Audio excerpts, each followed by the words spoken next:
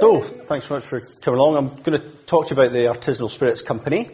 I think our font is even smaller than any of the others that have been up, so assuming that you've now read through that. First of all, just set out, what is the Artisanal Spirits Company? And at its heart, what we do is we create and sell outstanding limited edition whiskies around the world. We primarily do that through the Scotch Malt Whisky Society, which we've owned since 2015, and it's entering its 40th year this year. And it's a wonderful business, which I'll set out in a little bit more detail on the page. But we're building a portfolio around curated, crafted, small batch, limited edition, outstanding premium spirits, and delivering that to a global audience of spirits aficionados. And we're doing that by building a group but anchored around the same premise of that proposition of revealing the magic of our outstanding whisky to that global community. But at its heart is the Scotch Malt Whisky Society. So what is that? It is a global, direct-to-consumer, premium e-commerce business selling limited edition whiskies to a global fee-paying membership. And each of those blocks, you can kind of see some of the stats that bring that to life. But actually, if you think in practice, what does it do? Well, we buy whisky casks from the distilleries. We bought from over 150 distilleries to date. Given that that's more than there are Scotch whisky distilleries operating in Scotland just now, it shows the range. And we bought from over 20 countries. So we sold our first Japanese whisky almost 30 years ago. We've been pioneers in both Scotch whisky as well as global spirits. We mature those casks. So we own over 16,000 casks of whisky, maturing primarily here in Scotland for the Scotch whisky, as well as some American whiskies and others. We then create that flavour. So we are bringing our own expertise and additional maturation to that. So that might be seasoning a whisky in an ex-sherry cask to take it on a different flavour direction. We then bottle those, having produced over 200,000 bottles of whisky last year, and we sell them under our brand. So you are buying a Scotch Malt Whisky Society product rather than operating under the brand of the original producer. We then sell those bottles exclusively to members, and that's that 37,000 members, about half of which are in the UK. But we're about more than just being a shop. It's all about the experience that goes with it, and that's the experience of enjoying a dram at home, coming into our 4 members' rooms, 2 here in Edinburgh, 1 down in Leith, 1 in Queen Street, 1 in London, as well as a fantastic venue in Glasgow, which opened, I think, 8 days pre-pandemic. So fantastic venue, just pretty terrible timing. But yeah, it's about bringing that experience to life. And that's the heart of the business, but it's completely aligned with how the Artisanal Spirits Company operates. Similar to the comment about the strategy, you said, we're on strategy 1.0. We've built a clear framework for delivering profitable growth. And that's about, as I said, captivating that global community of whisky adventurers and aficionados and bringing them our outstanding whiskies.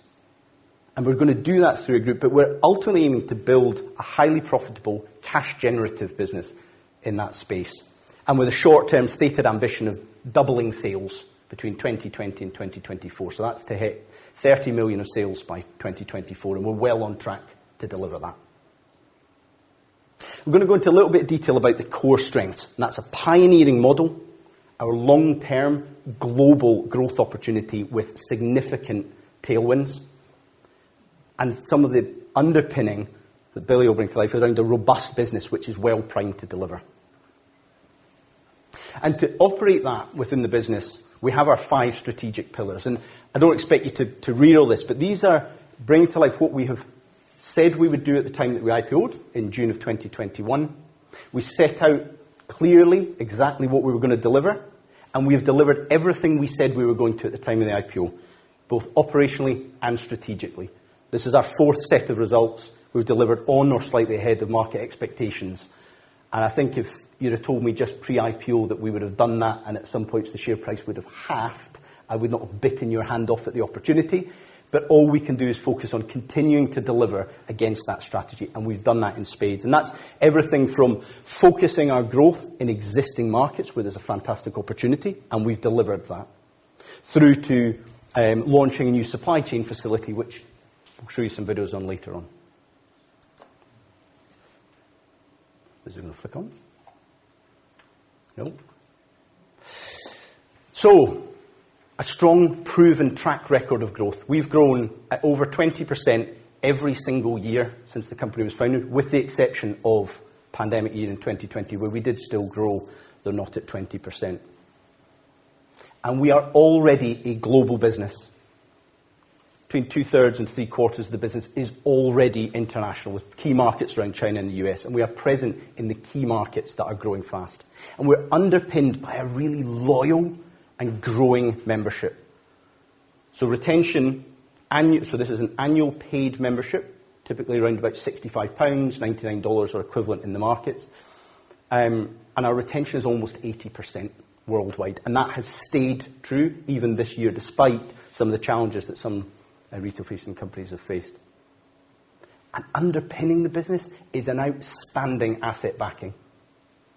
So those 16,000 casks, if you were to pour them into bottles today and sell them at the price we sold them at this year, that's £450 million worth of whiskey that we own today.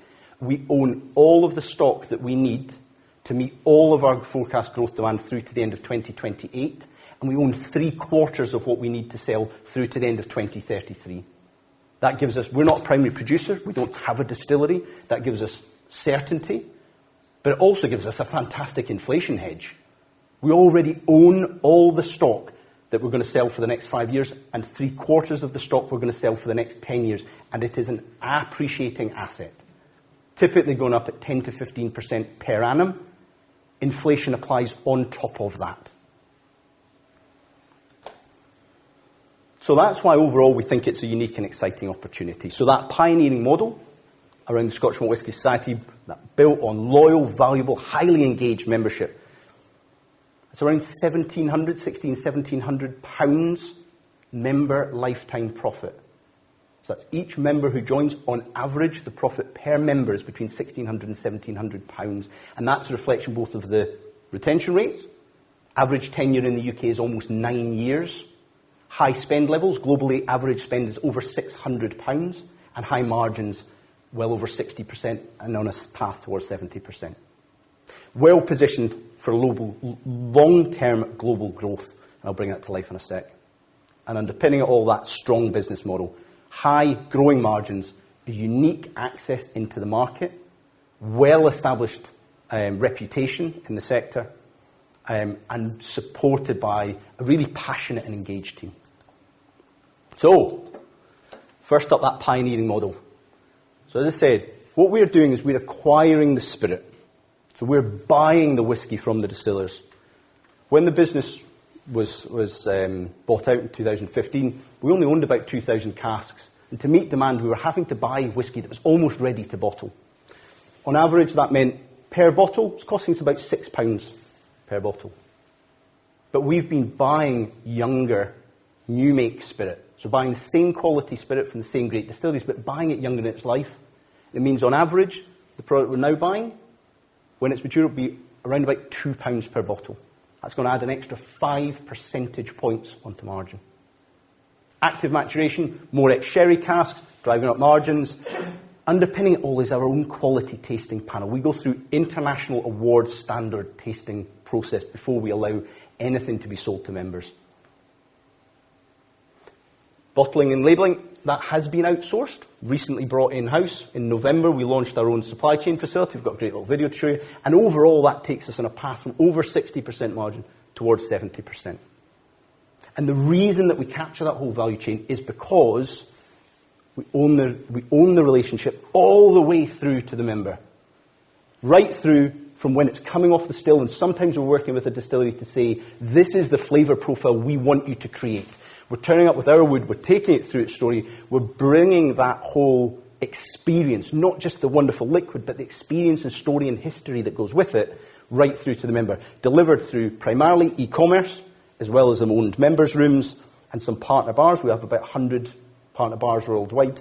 If you go to a city and you're in the best whiskey bar in the town, chances are that's our partner bar. And events. And then engaging with people online through award-winning Unfiltered magazine and other digital content. Now, what that pioneering model means is we're in a great place, but it makes it very hard to compare us to others. So just pull out 3 key areas that I think are of interest.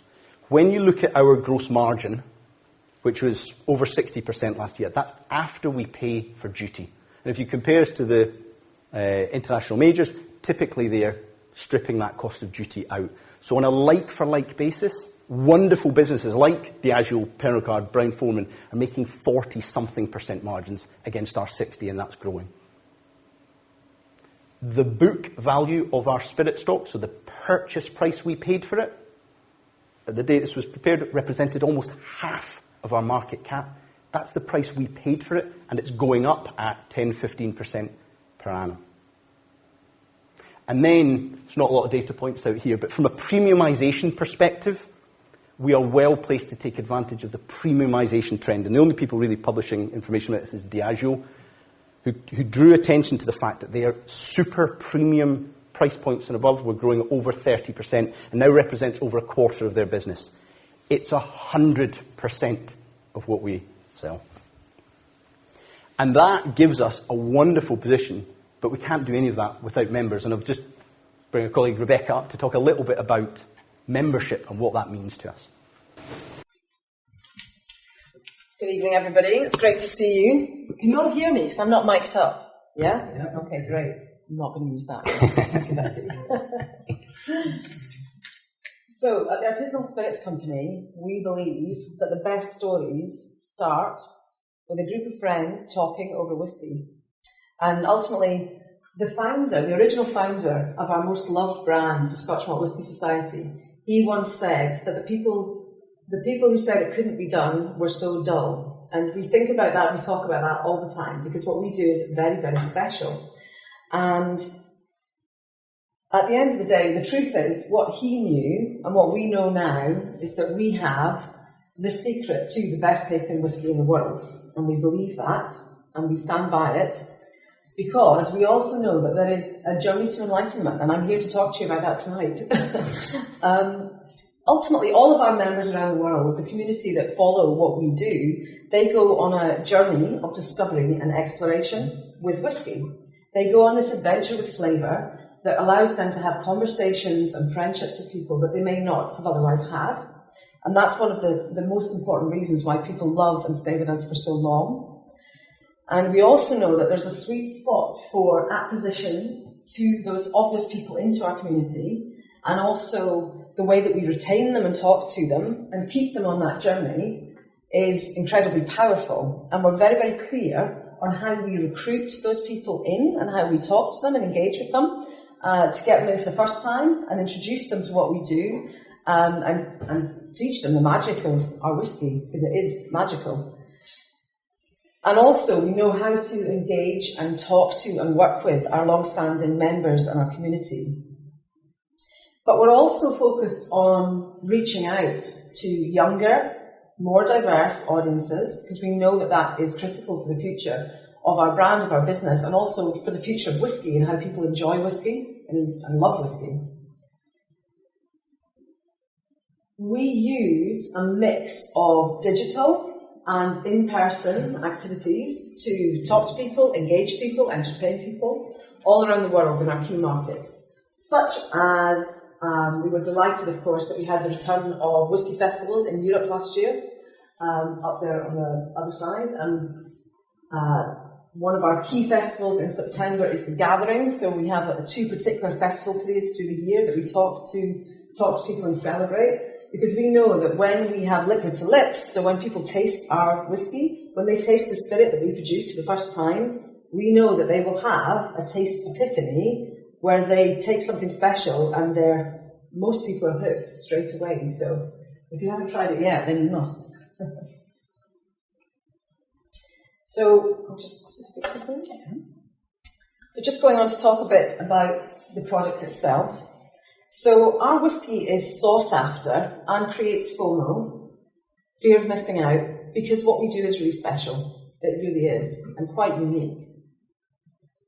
It's impressive, but to us it's no surprise because we were so clear on the value of what we do. We've won over 270 awards for our spirits in the last 3 years alone. And we know that the community that buy our whisky, what they love the most is the thrill of the chase, because we produce limited edition, cask strength, flavourful whisky. So we'll produce a cask of whisky and we may only get 250 bottles from that cask. That's the only time the only expression of that whisky you will ever get to taste. When it's gone, it's gone. So you have to be on the game to buy your whisky, to taste it, to enjoy it. The variety of our flavour is impressive in terms of the way that you can explore the different whiskies that we produce. We created over 1,000 different whiskies last year alone. And we also offer a very accessible and fair pricing scale. So people can buy at different levels across the products that are available, all the way from £45 all the way up to £2,500. And the other powerful part of this is that our bottles, our liquid, our livery, our labels, our storytelling, they create and they have built-in chatter factor that prompts conversations between members and between the community all over the world. And that is borderless. They will talk to each other from country to country all over the world. And the reason why all of this comes together so powerfully is that ultimately creating compelling experiences for people and memories that people can take into their hearts and love and enjoy, that's what we do over whisky. Whisky is the fuel to create those memories and those experiences. And we're always innovating across our liquids, our bottles, our events, our online experiences, and our in-person events as well, and our members' rooms across the country. And just, as I said, we created over 1,000 last year. We've created over 10,000 whiskies since we began, which is an impressive number. At the heart of what we do, we're all about creating feel-good experiences that feed the soul, that are fueled by whisky, ultimately. And this becomes particularly powerful as a direct-to-consumer brand because it reaches across multiple audiences, across multiple communication channels in different markets around the world. We deliver content and education, and we create conversation that's distributed globally with a local market voice that prompts discussion across the community, that engages people with each other and with our brands, and that places value in what we do. And ultimately, that's demonstrated by more than 80% of our revenue being generated online. And the sticky factor of our membership. They're such a loyal group of people. And at the end of the day, it's really very, very simple in that we have incredible whisky, which is sought after by a growing global community. So I'll pass you back. Thanks, Raj. And yeah, it puts us in exactly the right place to take advantage of that long-term growth opportunity. So the whisky sector is premiumising. The global Scotch whisky market for ultra-premium price points, that's £35 per bottle and above, was $7.6 billion. Having grown at 10% CAGR for the last 10 years and grew by 30% in 2021. And we operate 100% in that space. And if you look at just the markets that we are already in, we already have presence in, it's a $5.8 billion market. That's Scotch whisky in markets that we're in, at price points that we're well placed for, stripping out things like duty-free in spaces we're not in. $5.8 billion, that's our space. And over $4.5 billion of it is in 8 markets. This is about going deep into markets that we're in. We don't need to spread ourselves thin around the world to deliver that. So well placed to take advantage of significant trends. And we can build that across a wider group, adding in brands like J.G. Thomson, which launched in November 2021, taking advantage of the American whisky space. Conscious of time, so Billy, I'll let you just present a little bit on a couple of the bits around the key business drivers. Thank you, Andrew. Can you hear me okay? So whisky, a bit of personal background about myself. I've worked in whisky a long time. I know it relatively well. I've worked in water as well. Water to make whisky. But whisky, yeah, I mean, Andrew's mentioned it, it's a very appreciative investment in terms of cask investment. and what that results in is a very sought after brand. And basically, for every bottle that we sell, around 60% of that, so £61 in this example, is gross profit. And we're doing a number of investment items to try and drive that higher. So as you can see, and I'll go through really quickly for time.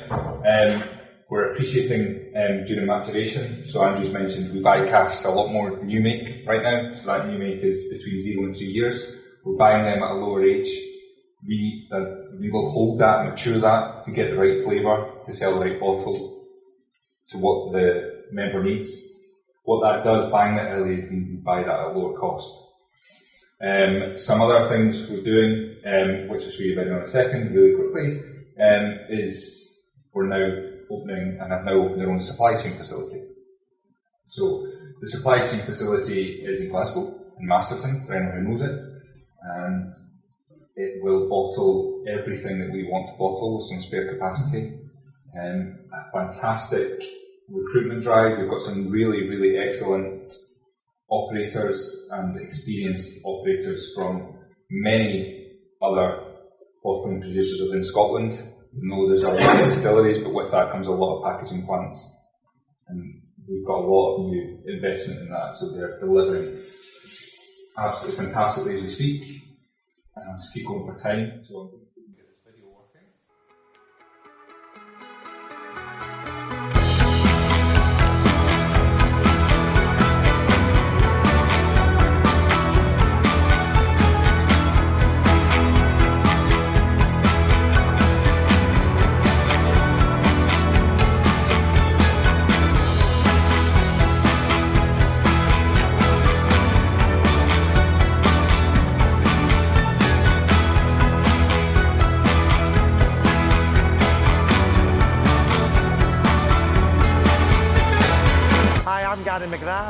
Operations Manager at the site at Masterton Bond. It's an exciting time for Artisanal Spirits Company. We've just recently bottled our first few casks on site. I'm looking forward to doing more in the future.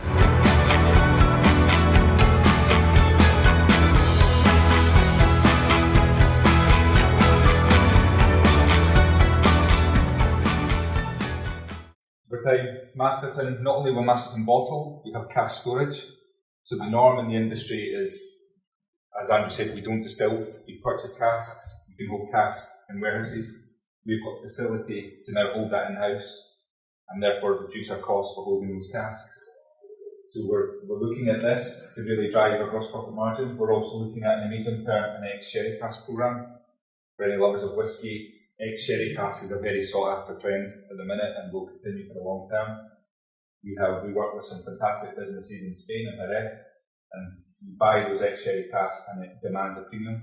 That's fantastic. And in the longer term, Andrew's mentioned, new make cost £2 as opposed to buying it more mature at £6. We will continue, that strategy will remain. And over time, the addition of these three will start to see us move our margin higher towards the 70% range. And a little bit on deck, so like Ramsden's, we have an RCF facility. That RCF facility is, as you can see on the screen, we have net debt. The thing to call out here is that net debt compared to the appreciative value of the inventory on our books alone is fantastic. But when you look at the appreciative value of that and the increase of 10 to 15% per year, that goes up. And then you look at the retail value of every single litre of spirit that we hold, 455 million, that's a fairly well asset-backed RCF facility that we completely believe in and banks fully supportive of. So massive opportunity and appreciative whisky stock, as I will call it. And I'll just let Andrew finish quickly. Yep. So without a really engaged team, we can't deliver anything. And pleased to say that, as you've met a few of the colleagues today, but across the business, really passionate team who love being part of the business and love working in the sector and really help drive us forward. And as we look forward, what can you expect? Results, as I say, slightly ahead of market expectations. 4th time in a row since IPO, that's what we've delivered. And as we look ahead, continuing to deliver against our stated aim of doubling sales by 2024. Masterton Bond becoming fully operational. You saw a video there of some of the casks arriving. We want to fill those racks, get the bottling, and taking advantage of that premium trend. Thanks very much. Excellent.